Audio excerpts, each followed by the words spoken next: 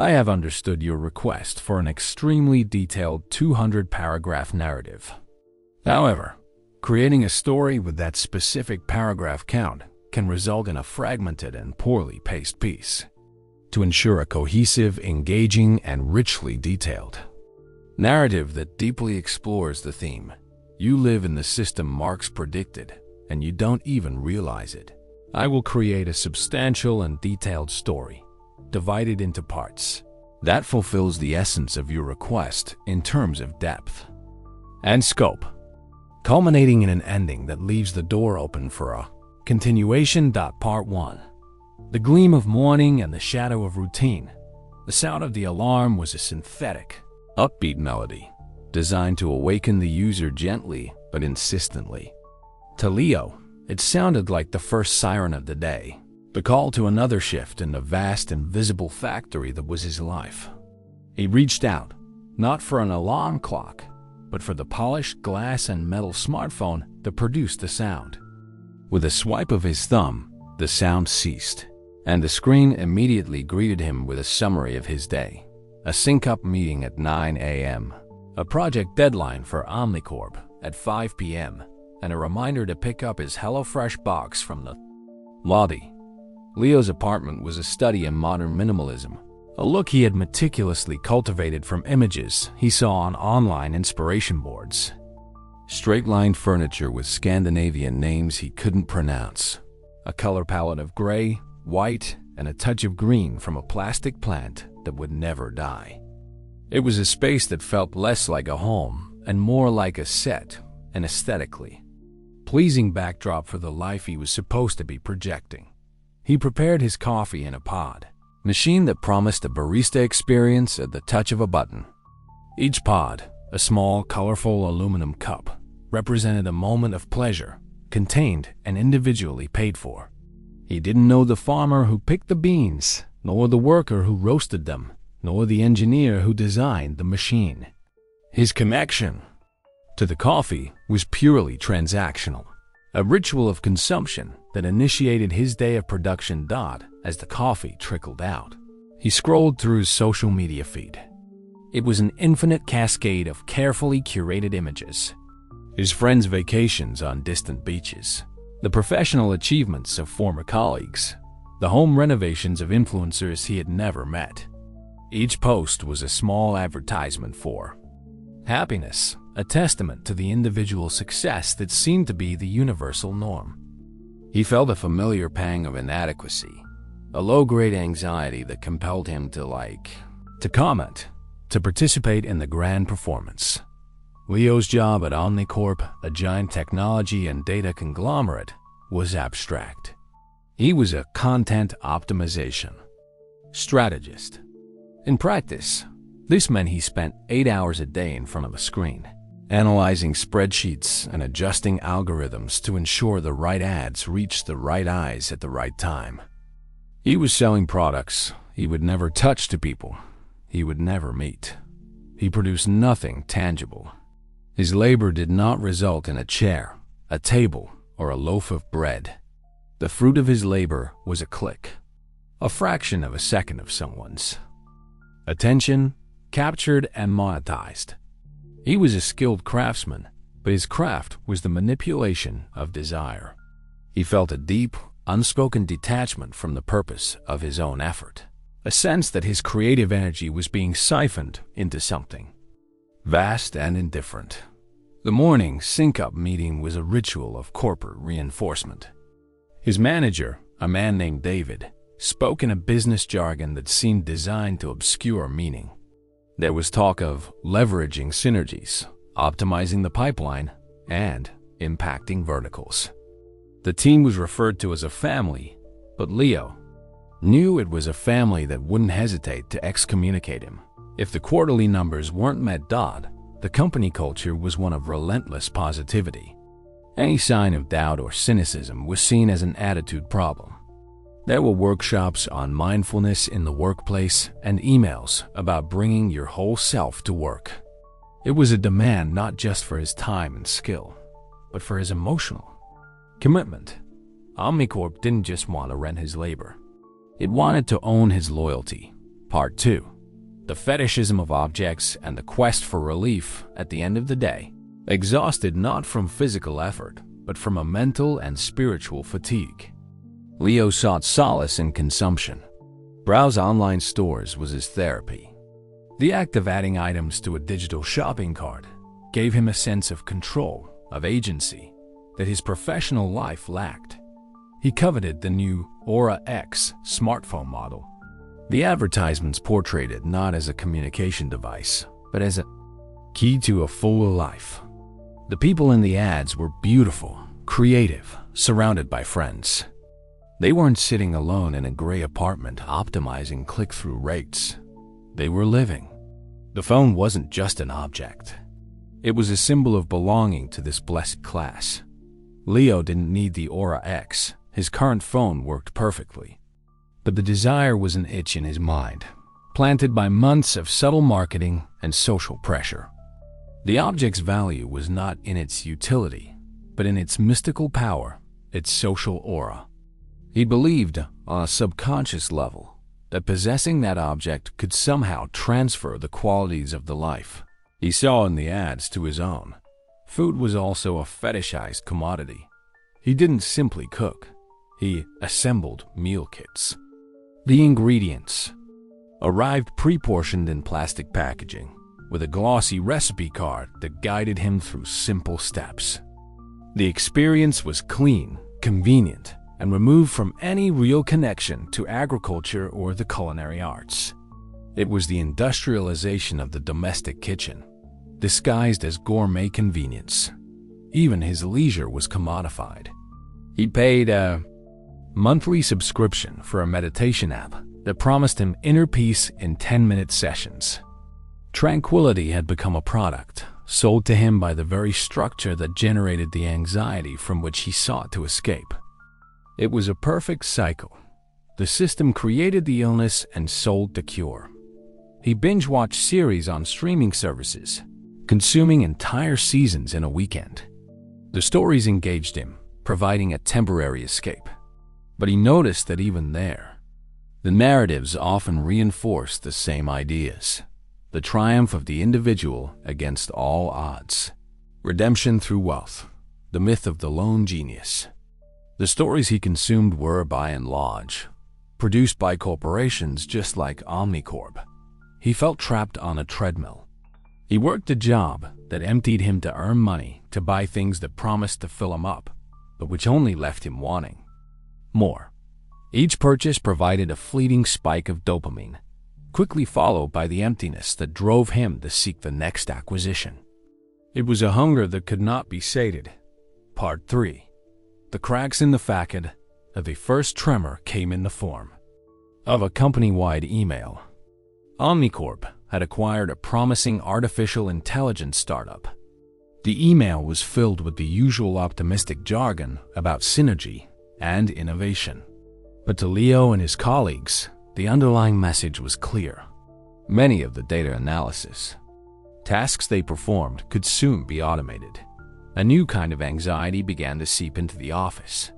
The subtle competition between colleagues became more acute. Everyone was trying to prove their value, to show they were indispensable. The reserve army of labor, as Leo would later read, was no longer just composed of freelancers in cheaper countries. It now included the algorithms being developed on the company's own servers. The threat of replacement kept everyone compliant and overworked. The second tremor was more personal. His friend, Julia, a freelance graphic designer, had a bicycle accident and broke her leg. As a gig worker, she had no paid sick leave, no company insurance, only the high deductible plan she paid for herself. A single moment of misfortune, a single fracture, was enough to plunge her into a terrifying spiral of medical bills and lost income. A carefully curated online portfolio and hustle culture ethos were no defense against the brutal reality of her precarious position. Leo saw her panic up close. He saw how the freedom of freelance work was, in fact, the freedom to bear all risks alone. Her plight laid bare the fragility of their entire generation's existence. They were all just one accident, one illness, one contract termination away from disaster, running as fast as they could just to stay in the same place, while the system they served remained unshakably secure. He sat at his desk the next day, staring at an ad campaign for a luxury watch. The slogan read, "Master your time."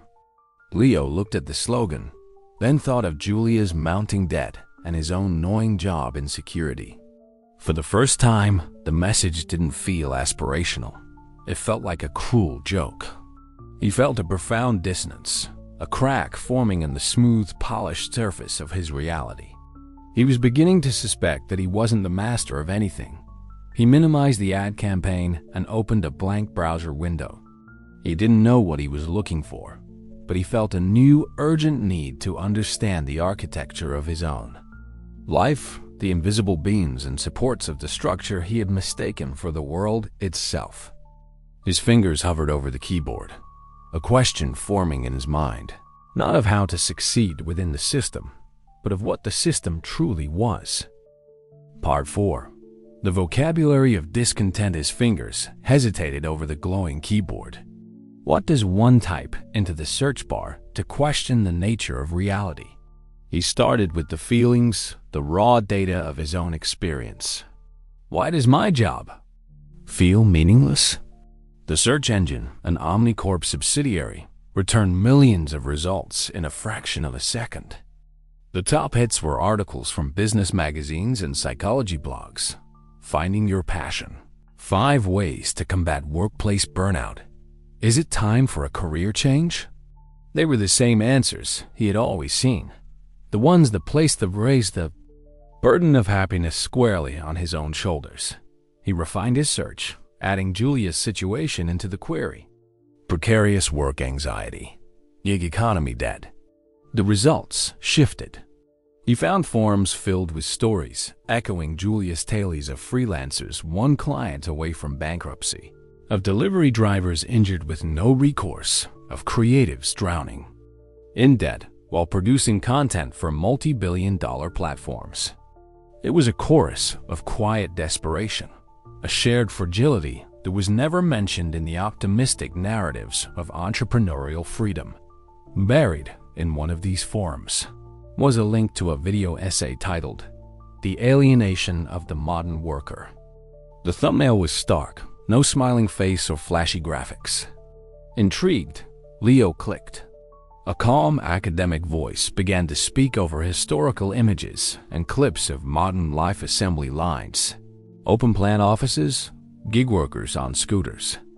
The narrator began to describe a concept Leo had never heard before. Alienation. The video explained it as a 4-fold separation.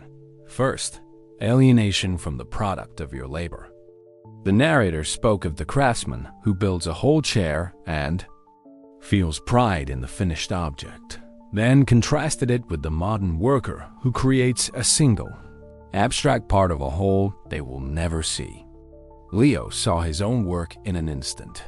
The disembodied click, a product so ephemeral it barely existed.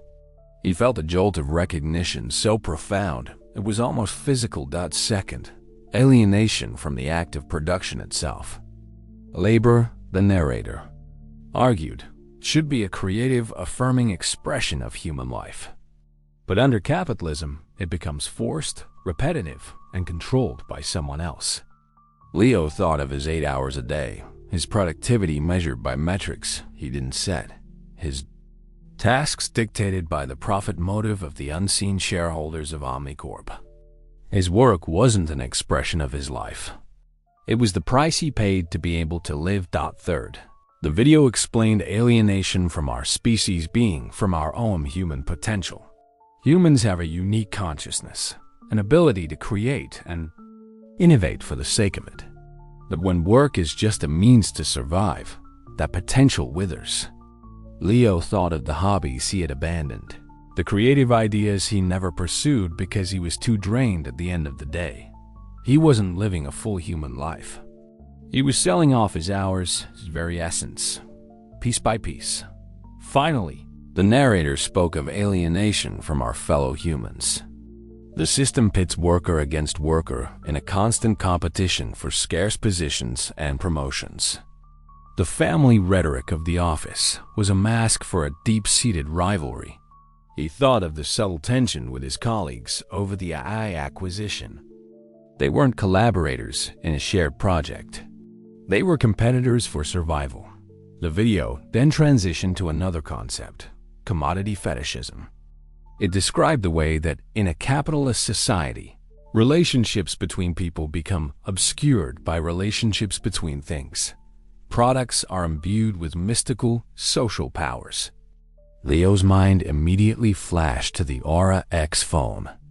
The desire he felt wasn't for the circuits and glass.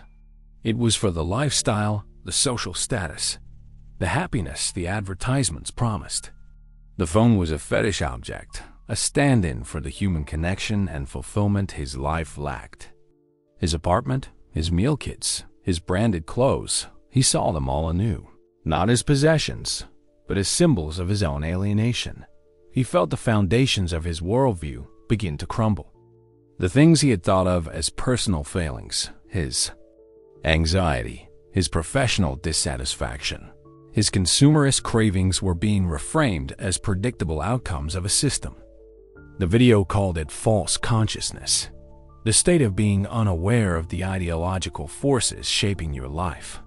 The self-help books, the mindfulness workshops, the celebration of billionaire innovators, it was all ideology, a superstructure, built to convince him that the existing economic base was natural and just.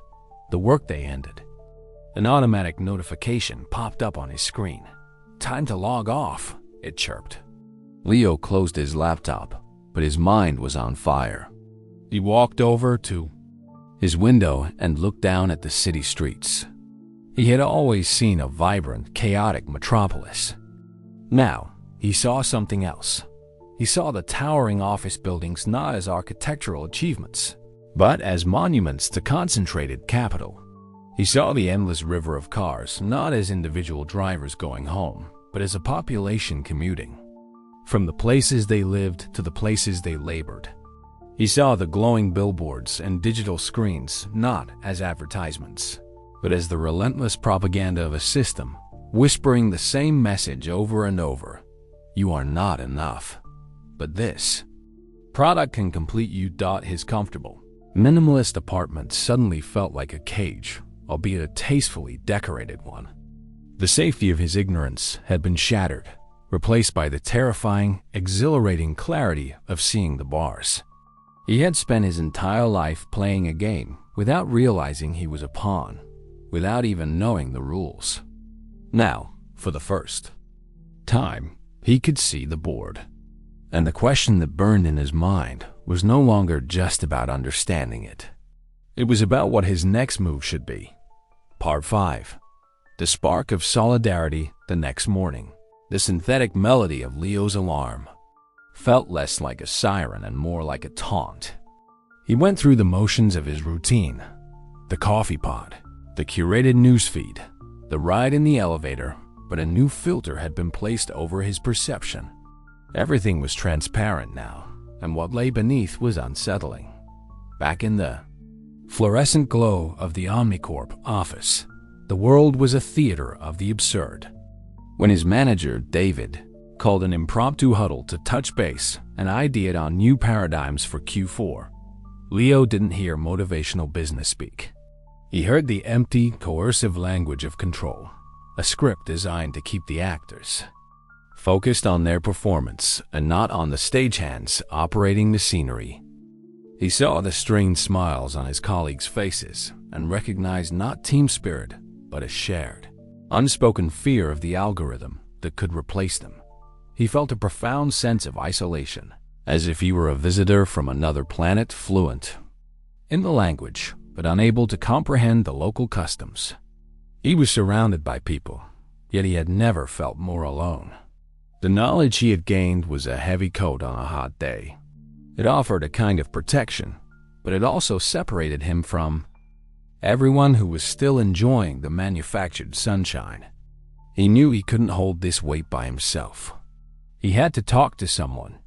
That evening, He didn't go home to the sterile comfort of his apartment. He went to see Julia. He found her on her couch, leg propped up on a stack of pillows. The white plaster of the cast a stark contrast to the grim reality of the medical bills fanned out on her coffee table. The air in her apartment was thick with the anxiety of looming deadlines, not for a client, but for payments she couldn't make. Here, the abstract theories had a physical form. The conversation was awkward at first. He tried to explain the video essay, the concepts that had electrified his mind. "It's called alienation, Julia," he began, the word sounding foreign and academic in the quiet room. "It's this system where our work is used against us, and we're made to feel disconnected from everything, and then we buy things to feel better." Julia stared at him, her expression a mixture of exhaustion and impatience. "That's great, Leo. A new word. Does alienation pay the $2,000 deductible on my emergency room visit? Does it stop the landlord from calling?" Her voice wasn't angry, just brittle with the sheer, overwhelming pragmatism of her crisis. For a moment, Leo felt foolish, a privileged man with a stable salary trying to explain philosophy to someone on the brink. He stopped, took a breath, and tried again, abandoning the academic terms. "I'm sorry. You're right. It's not about the words. It's about this." He gestured towards the pile of bills. "It's about the fact that this wasn't just bad luck. It was by design. The freedom they sell to freelancers, the whole be-your-own-boss thing, ... it's a lie. It's just them, the big companies, the platforms are offloading all their costs and risks onto you. They get all the benefit of your work, and you get all the danger." He looked her in the eye. "My job feels meaningless, but it's safe. Your job felt meaningful, but it was a trap. Don't you see? They're two sides of the same coin. They isolate us. They make me compete against my coworkers for a promotion, and they make you compete against a million other designers for a gig. We're all just running in these separate hamster wheels, too busy and too scared to look at the person running next to us." Something shifted in Julia's expression. The brutal frustration began to harden into a slow-burning anger. The narrative of personal failure, "I should have saved more. I should have had a better client. I chose the wrong path," was being replaced by a new story. A story of systemic injustice. Her suffering was not a personal failing. It was a predictable result. "So all of this ... she said softly, her gaze sweeping over the bills. ... is just business as usual." It wasn't a question. It was a statement of dawning, horrific clarity. For the first time in weeks, the despair in her eyes was tinged with something else: indignation. In sharing his knowledge, Leo had not solved her problems, but he had given her a more worthy target for her anger than herself. A new kind of energy filled the room, dispelling the fog of isolation. They were not just two friends commiserating. They were two people staring at the same enemy. Julia looked from the bills to Leo. "Okay," she said, her voice firm. "So, if the whole system is the problem, what do people do about it?" That question hung in the air, potent and transformative. It was the question that shifted everything from passive analysis to active resistance. Leo felt a surge of purpose he hadn't experienced in years. He went home, but this time, when he opened his laptop, his search was different. His fingers didn't type in symptoms of his own unhappiness. They typed in words of action: local labor rights groups, tenants, unions in the city, mutual aid networks. He scrolled past the corporate news sites and sponsored ads. He found a different kind of internet, a quieter one, made up of simple websites and community forums. He found a link for a group called the City Renters Collective, which organized tenants to fight against illegal evictions and exorbitant rent hikes. Their next public meeting was on Wednesday. He looked at the screen, at the address of a community center basement just a few miles away. This was it. This was a door. It was a small, unassuming entrance, far from the gleaming lobbies of Omnicorp.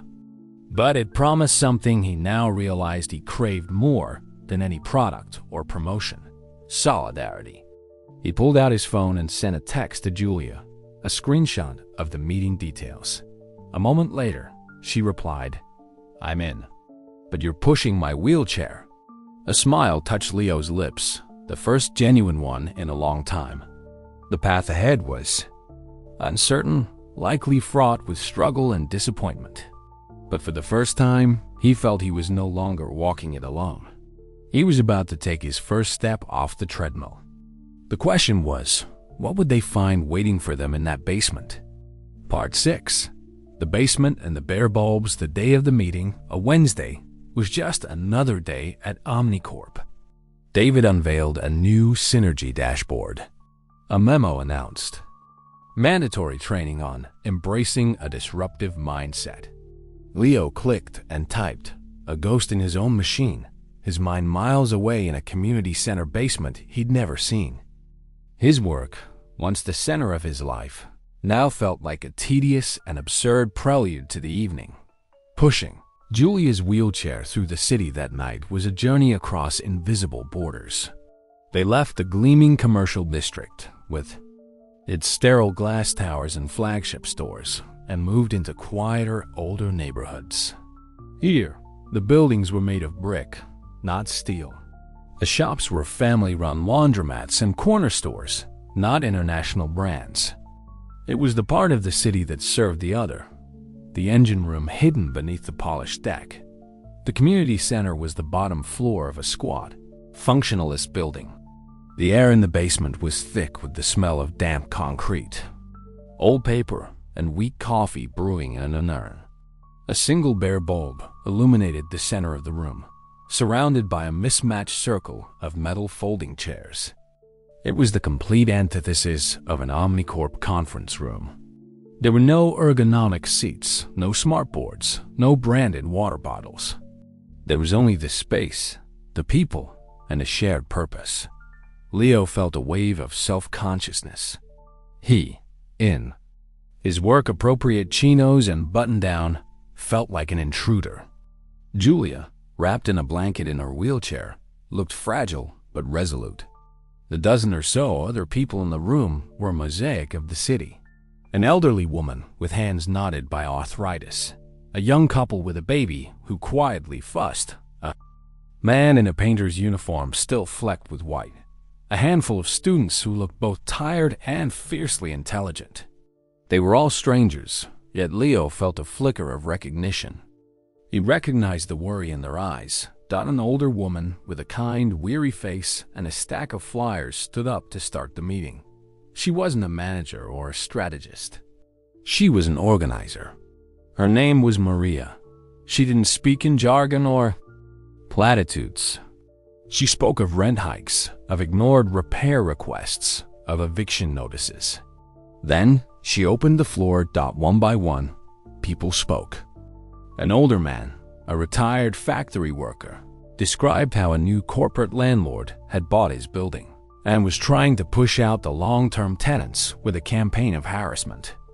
The young couple spoke of the black mold in their apartment that the landlord refused to fix, which was making their baby sick. The painter described being one paycheck away from homelessness. Each story was unique, a personal tragedy, but together they formed a damning pattern. Leo listened, utterly captivated. This was the raw data. This was the human cost of the spreadsheets. He optimized at work. He wasn't just hearing stories. He was witnessing the theory come to life. The concentration of capital he'd read about was this one corporate landlord terrorizing an entire building. The precariousness that had crippled Julia was the same fear that kept the painter up at night. The system wasn't an academic abstraction. It was the black mold in a baby's bedroom. Then, Maria began to talk about solutions. She didn't offer easy answers. She spoke of the slow, difficult work of organizing. She explained the legal mechanics of forming a tenants' union, a collective body that could bargain with the landlord from a position of strength. She spoke of rent strikes, of protests, of mutual aid. It was a different language of power, not the power of capital and control, but the power of solidarity and collective action. Hesitantly, Julia spoke up for the first time. Her voice was quiet, but it carried across the small room. "I'm a freelancer," she said. "I don't have a landlord problem right now. I have a medical bill problem. But I'm listening to all of you, and it feels like the same thing. They want us to be alone. They want us to think it's our fault." A murmur of agreement went through the room. In that moment, Julia was no longer just a victim of circumstance. She was a conscious participant in a shared struggle. The meeting concluded not with a summary of action items and deliverables, but with a simple, practical charge. Maria handed out flyers.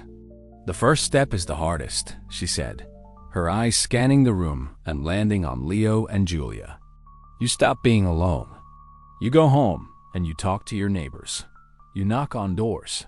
You find out who else is afraid. That's how it starts." As Leo pushed Julia's wheelchair out into the cool night air, the city felt different yet again. The dark windows of the surrounding apartment buildings were no longer just anonymous rectangles. They were potential allies. They were doors to knock on. The silence of the streets no longer felt like apathy. It felt like a quiet waiting to be broken. They were tired, but it was a new kind of exhaustion. It wasn't the soul-crushing fatigue of a meaningless workday. It was the profound weariness that comes after taking a first, meaningful step into a larger, more difficult world. They reached Julia's building, and she looked up at him from the wheelchair, a small, determined smile playing on her lips. "So," she said, taking a flyer from her lap, "I guess we have homework." Part 7. The awkwardness of knocking on doors. The flyer from the City Renters Collective felt heavy in Leo's hands, a flimsy piece of paper representing a monumental task. The energy from the basement meeting, so potent and clear under the bare bulb, now felt distant as he stood in the quiet, carpeted hallway of his own apartment building. This was the front line, and the only weapon he had was a question. He and Julia had spent the previous evening strategizing. Julia, with her designer's eye, had immediately critiqued the collective's flyer. "It's too busy," she'd said. "Too much text. The font is aggressive." With her laptop balanced on her knees, she designed a new one. It was simpler, cleaner. A single bold question at the top: "Is your rent too high?" Below it, a simple statement: "You're not alone. Your neighbors are concerned too. Let's talk." It was inviting, not demanding. It was marketing, Leo realized, but for solidarity instead of a smartphone. Now, standing before door 12B, Leo's heart hammered against his ribs. It was an absurd reaction. At Omnicorp, he routinely engaged in strategic communications that influenced the behavior of millions of unseen people. Yet the prospect of a face-to-face conversation with a single neighbor was terrifying. The system had trained him for remote, abstract interaction. It had left him utterly unprepared for this. He took a breath and knocked.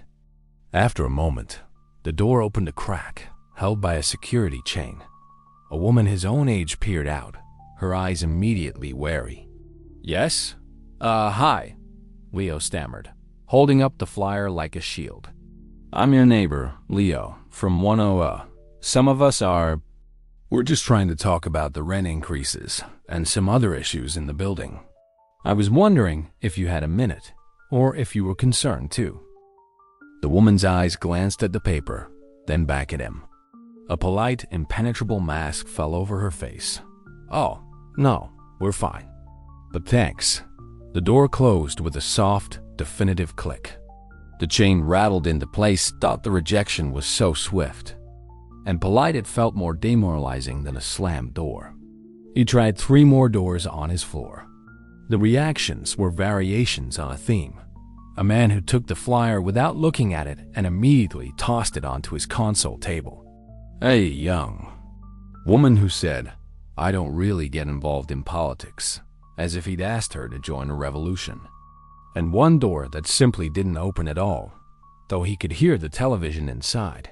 Dejected, he went back to his apartment, the sleek, minimalist space now feeling like the architectural embodiment of the isolation he'd just encountered. His building wasn't a community. It was a vertical suburb, a collection of private sanctuaries whose residents actively avoided entanglement. He called Julia, the sense of failure heavy in his voice. "It's the building," Julia said, her voice crackling with energy, not sympathy. "It's designed to keep you separate." While you were doing that, I was doing my homework. She had spent the afternoon online, digging into the ownership of their buildings. It turned out the polite, anonymous management company that ran Leo's building and the seemingly different, slightly shabbier one that managed Julia's were both owned by the same entity, a massive faceless real estate investment trust headquartered 3 states away. "They don't see buildings, Leo," she said. "They see assets on a spreadsheet." Of course, they don't want the assets talking to each other. Her discovery was galvanizing. It wasn't him they were rejecting. It was the idea of connection itself. The fight wasn't just with a landlord. It was with a deliberately engineered social distance. "Okay," Julia said. "Plan B, you're coming here. People in my building at least know how to borrow a cup of sugar." An hour later, Leo was standing in the hallway of Julia's building. It was older, the lighting was dimmer, and the sounds and smells of life were more present. He could hear music, smell cooking. As Julia coached him from her doorway, he knocked on the door opposite hers. An elderly man with kind eyes and a cascade of wrinkles opened the door fully. "Hello?" Leo launched into the now practiced script. "Hi, I'm a friend of Julia's from across the hall. We're talking to neighbors about the building, about the rent, and about how long it takes to get repairs done." The man, Mr. Henderson, crossed his arms and leaned against the doorframe, listening. When Leo finished, he nodded slowly. "Lived here 32 years, he said, his voice a low rumble. "Used to be. You knew everyone. Old Mr. Harris owned it. Place lived on the first floor. If your sink was clogged, he'd be up with a wrench in an hour. Now," he gestured vaguely, "now you call a number, leave a message, and if you're lucky, someone you've never seen before shows up 3 weeks later." He looked at the flyer in Leo's hand. "It's about time someone did something." He took the paper. "You let me know when you're meeting. I'll be there." It was a single drop of water in a vast desert, but it felt like a flood. They kept going. They faced more rejections, more apathy, but the texture was different. People were more willing to share a gripe, to linger at the doorway. And by the end of the evening, they had 2 more tentative maybes and a list of shared complaints. Back in Julia's apartment, they looked at the small list of names they'd collected. Mr. Henderson, the couple in 3B worried about the drafty windows. Aisha in 5A, disgusted with the broken laundry machine. It wasn't a union. It wasn't a revolution. It was just 4 apartments out of 40. But it was a network. It was the first tear in the fabric of isolation. "So," Leo said, a weary but unfamiliar feeling of hope spreading through his chest. "How do we hold a meeting for 4 people?" "Same way you start anything," Julia replied, tapping the list with her finger. "You make a plan, you show up, and you hope you're not the only one." Part 8. The first victory and the real work there first. Meeting was not held in a basement, but in the cramped space of Julia's living room, huddled around the coffee table, still bearing the faint ring marks from weeks of worriedly placed mugs. There were 4 of them. Leo, the reluctant but newly awakened envoy. Julia, the sharp, resourceful strategist in her wheelchair. Mr. Henderson, the quiet but steadfast historical memory of the building. and Ashisha from 5A, a young nurse whose exhaustion was matched only by her frustration with the broken laundry machine. They felt less like a committee and more like a small group of castaways. "So, what do we do?" Aisha asked, directing the question to the room at large. Mr. Henderson, leaning back in his chair, said, "In my day, you picked one thing. The most annoying thing. Something you can win. You win that, and people start believing." The target was obvious. The perpetually broken laundry machine. Everyone had complained individually. Everyone had received the same non-committal response from the faceless management company. It was a shared, undeniable, and deeply annoying grievance. It was perfect. Following the advice from the Renters Collective, their tactic was simple: escalate from individual complaints to a collective demand. Julia, using her design skills, drafted a formal letter. It was a masterclass in presentation. Printed on thick paper with a clear, authoritative letterhead they'd invented. The Residents' Committee of 125 Clarion Street. Leo, turning his Omnicorp skills against the system, helped craft a language.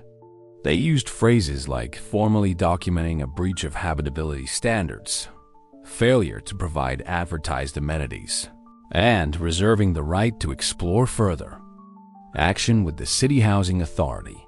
It sounded official, legal, and troublesome.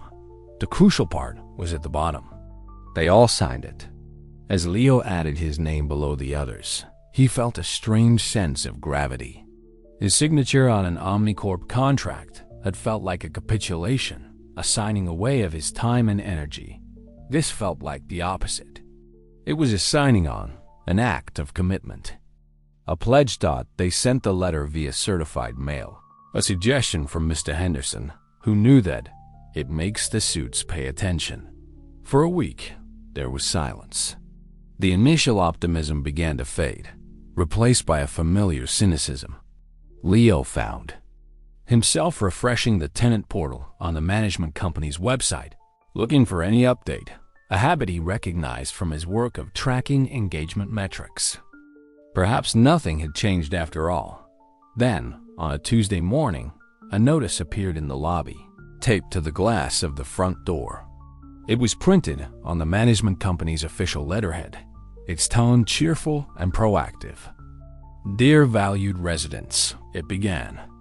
"As part of our ongoing commitment to improving your living experience, we are pleased to announce a scheduled upgrade of the laundry facilities on floors 2, 5, and 7. Work will commence next Monday." There was no mention of their letter, no acknowledgement of their complaint. It was presented as an act of corporate benevolence, a pre-planned improvement. But they knew. Standing in the lobby reading the notice, Aisha let out a short, sharp laugh of disbelief. "Well, I'll be," was all Mr. Henderson said, a slow smile spreading across his face. They hadn't received an apology or a response, but they had gotten the new machine. They had spoken in the only language the company understood. Organized collective pressure that threatened to become more trouble than it was worth. They had won. A week later, the four of them stood in the 5th-floor laundry room. A gleaming new washing machine sat in the place of the old, broken one. It wasn't a world-changing victory. It wouldn't lower their rent or fix the healthcare system that had failed Julia, but it was real. It was tangible. It was a working machine that hadn't been there before. Their collective action had produced a concrete result. "You know, Mr. Henderson said, patting the top of the new machine, in '78, we got the whole building to go on a rent strike for a month. Forced the old landlord to replace the plumbing in the whole west wing. It was not just a story. It was a lesson. Aisha smiled. "I'm going to tell my sister about this. Her building's management is even worse." The idea, Leo realized, was contagious. It could spread from a person to a building, from a building to a block. That evening, Leo sat at his desk at home, finishing his last task for Omnicorp. The numbers and charts swam on his screen, representing the abstract flow of capital he now understood so much better. A few months ago, this screen had been his entire world. The anxiety it produced, the validation it offered, it had been the sun his life orbited. Now, it was just a job, a means to an end. It had no power over his spirit. His real work, he thought, would begin after he logged off. He closed his laptop. He looked out his window at the endless grid of lights that was the city. He no longer saw a monolithic, unchangeable system of oppression he was trapped within. He saw a network of hallways, of community center basements, of neighbors who were tired of being alone. He saw a field of struggle, and for the first time, he felt like a participant, not a victim. The system Karl Marx had predicted was indeed all around him, in the very air he breathed and the transactions he made. But he had learned the system was not the only thing that was real. Solidarity was real. The tired smile on Mr. Henderson's face was real. The new washing machine on the 5th floor was real. The small list of names in Julia's apartment and the plan to talk to the tenants on the 4th floor next week was the most real thing of all. He was not free of the system, but he was no longer a prisoner of its illusions. He had found the one thing it could not commodify and sell back to him. He and the small group of people who now felt more like family than his corporate family ever had were learning to push back. And that, he understood with perfect clarity, was not an ending. It was the beginning.